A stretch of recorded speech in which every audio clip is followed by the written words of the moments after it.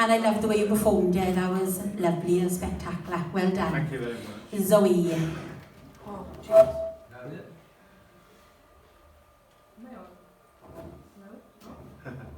Right. So it was clear that you went on last week and took on all of the advice from the three of us. You look amazing. You look the part.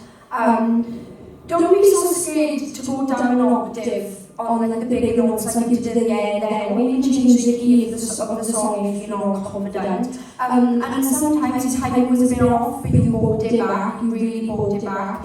Yeah, it was much better than last week. You were awesome, well done.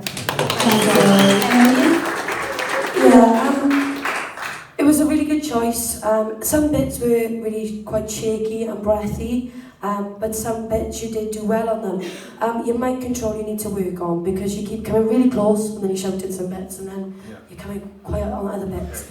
But your presentation is brilliant. You did take on our critique and went home and presented yourself well, and it was a good performance. Well done. Thanks, Joey.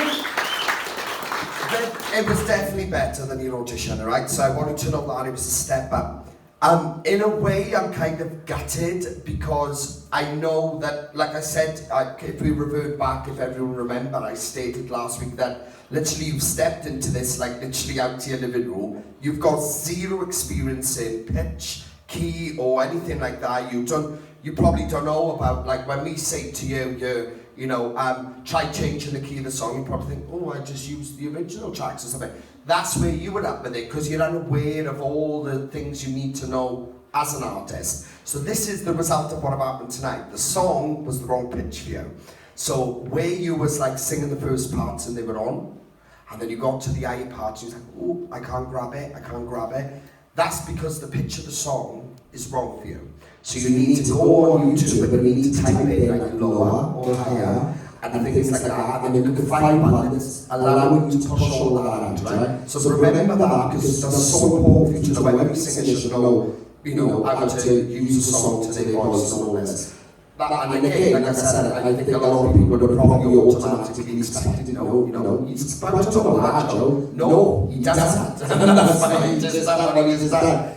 But look, this was a step up, and I know it sounds really weird, and some people might think, oh no, Joe, you're bizarre.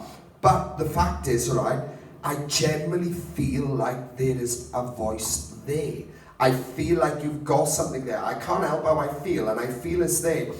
You're not the sort of artist we usually see in these things, but I feel like something is there, and you can tell it is just from the bits that were on. People are bound to have grasped, oh wait, there now, he can sing by ear, but it's not fully coming out. You're not fully using your voice. You're not using certain parts of your voice which you should be using. You're literally just staying in this one level, just do God on high, and then you give it up.